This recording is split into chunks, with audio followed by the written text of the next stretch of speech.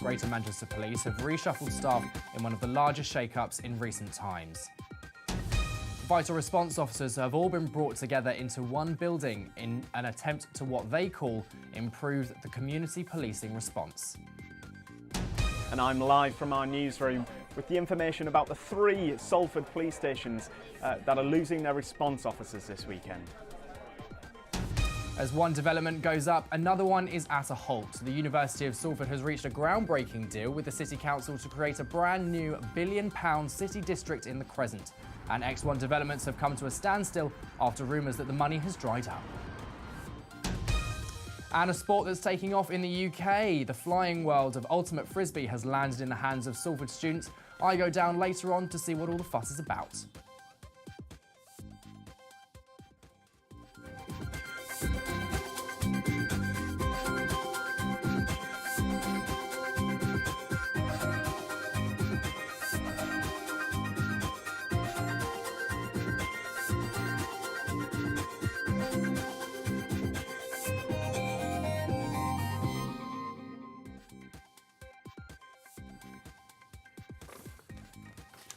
Good afternoon, I'm Joe Walmart with the latest in Salford.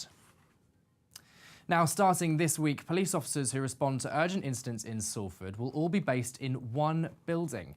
In a switch which began on Monday, response officers will now locate at Pendleton Station. The new policing strategy Ergo aims to put more police on duty at a given time, which caused concern among some residents who fear it could mean it takes longer for officers to reach towns on the edge of the borough like Earlham and Cadishead. Joining us now is our correspondent Michael Adams, who is live in the Salford Now newsroom. So Michael, what exactly can you tell us is going on?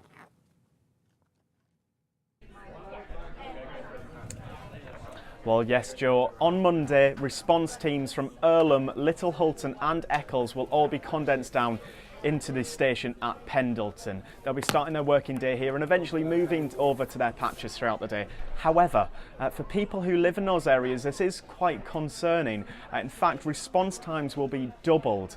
It actually takes 21 minutes to get from Pendleton over to Earlham. However, GMP is saying that policing will be improved from doing this. In other news, the 54-year-old responsible for the racist graffiti on the door of a family home in Salford is to be sentenced today at Manchester Crown Court.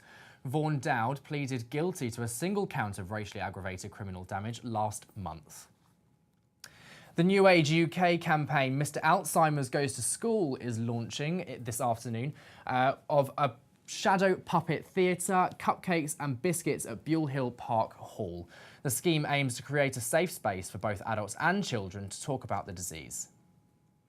And finally, a new digital system has been launched at Salford Royal Hospital to replace paper anaesthetic records.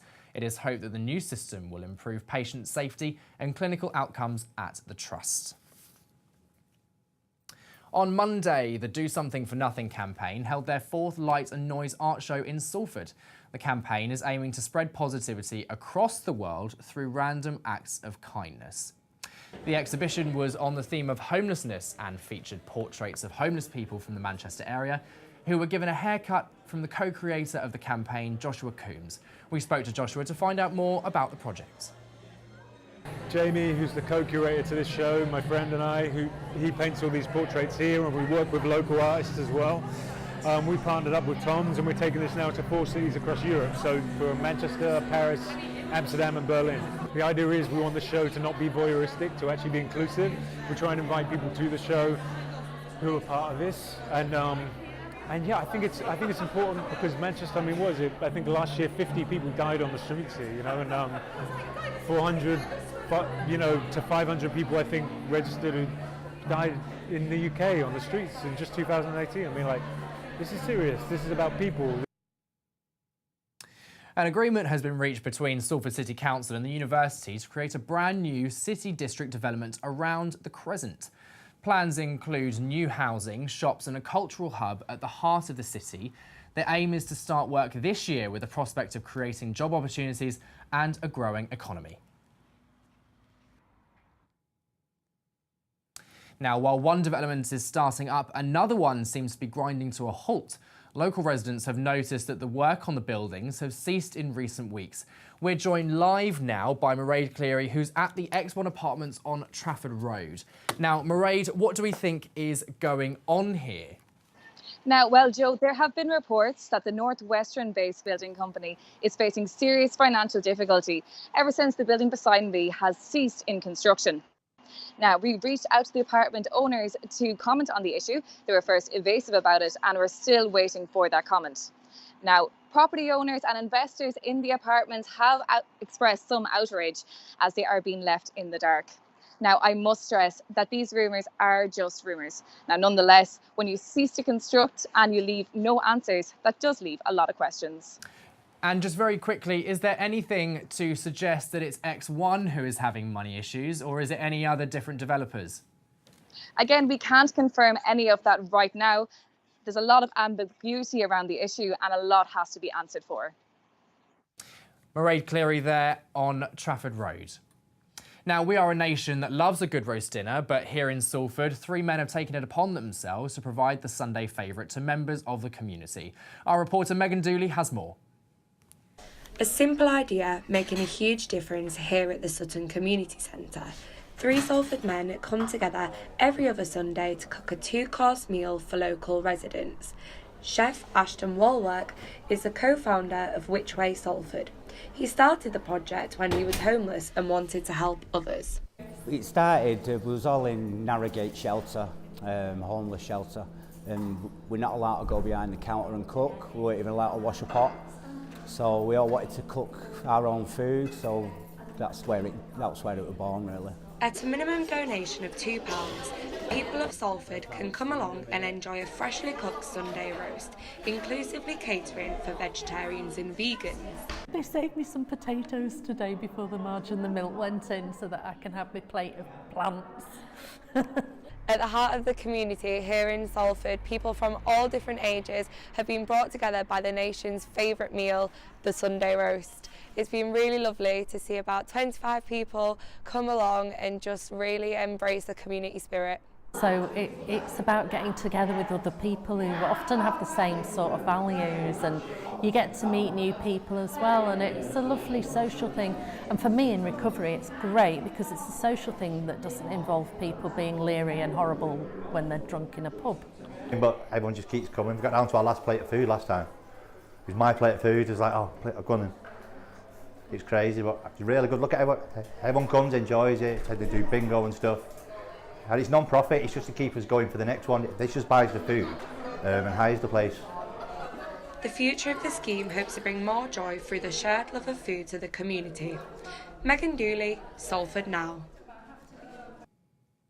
Now, Google has announced its next-generation cloud gaming platform, Stadia, at San Francisco's Games Development Conference 2019. Stadia is designed to stream gameplay remotely from Google data centres and directly to players' TVs, computers and mobile devices.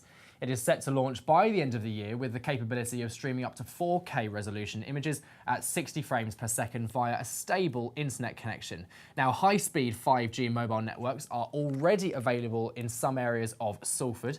However, the chairman of Salford's Gaming Society, Sarah Heritage, explains why Google Stadia may struggle to thrive in the area.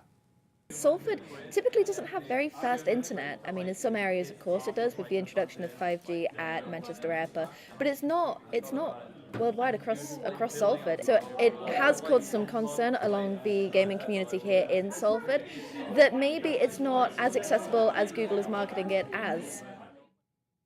Now, have you ever seen a 70-year-old ballerina? Well, this isn't an unusual sight for Salford's Ballet Contours group, where pensioner Elaine attends regular ballet lessons. Our reporter Kate Lambert went along to see just how beneficial it is for her health.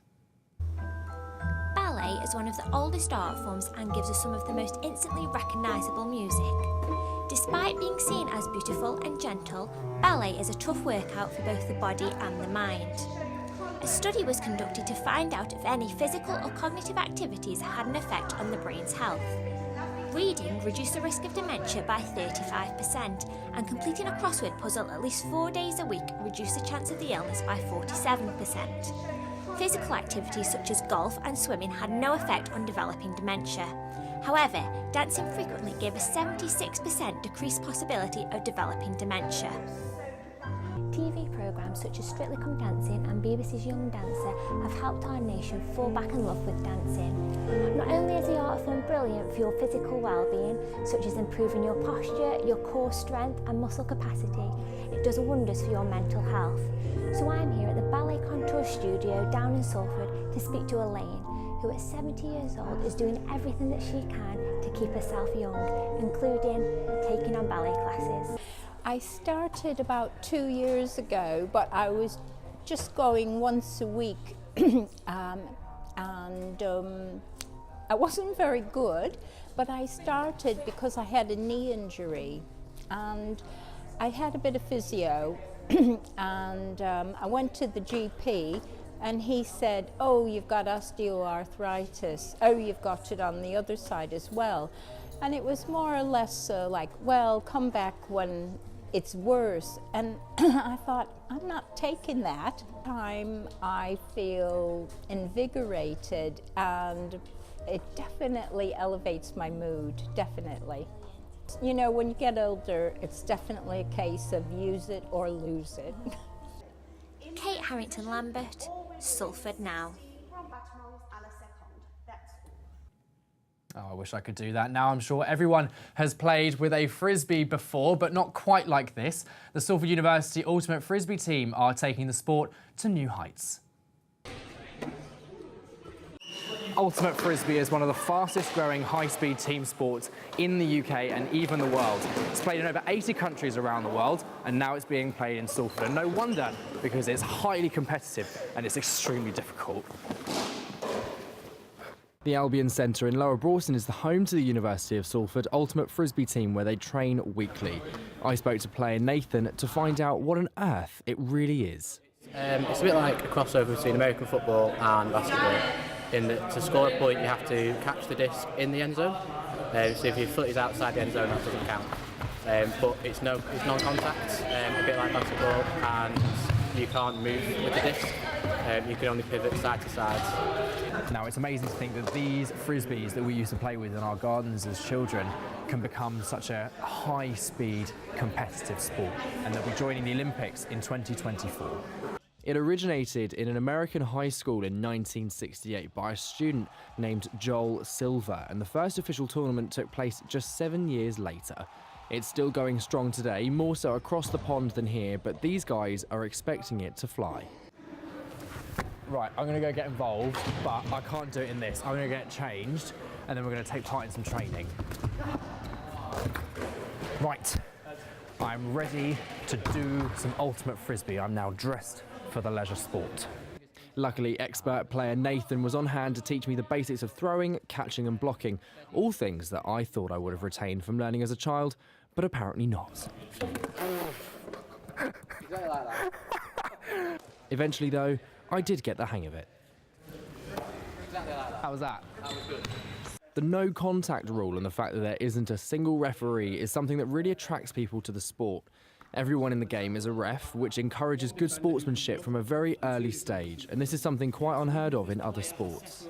And it attracts a lot of very fair-minded people who love that concept.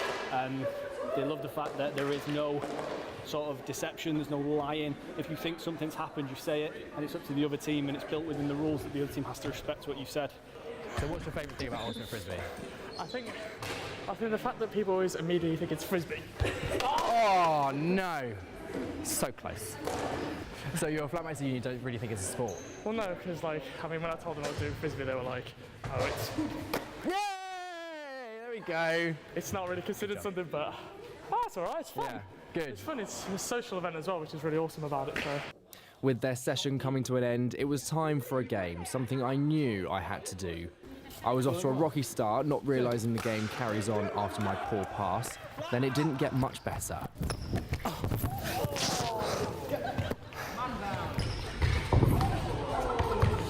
But then it did. Me, the novice, assisting on a touchdown for the team. Safe to say, my pride was still slightly intact. Oh, what a sport that is. Ultimate Frisbee is taking off all across the UK and now is here in Salford. I've only been doing it for 20 minutes. I smell awful already, and I've already had a notification saying that my move goal is complete. Considering I've done nothing all day, that is the only exercise I need. You can quit those gym memberships and sign up for a high-speed sport like this. Joe Wilmot, Salford Now. Here's Hannah with the weather. Despite the warm weather yesterday, it looks like things are taking a bit of a downward slope at the minute. We've got highs of 15 degrees today and lows of 10, and obviously it looks quite cloudy. Now it's going to get colder as we go towards the weekend, with highs of 10 degrees and lows of only 3 degrees, and there's an 80% chance of rain. So if you're going to go and watch Salford City and Barnet play on Saturday, you better take your coat. That's the latest from all of us here. Have a good weekend. Goodbye.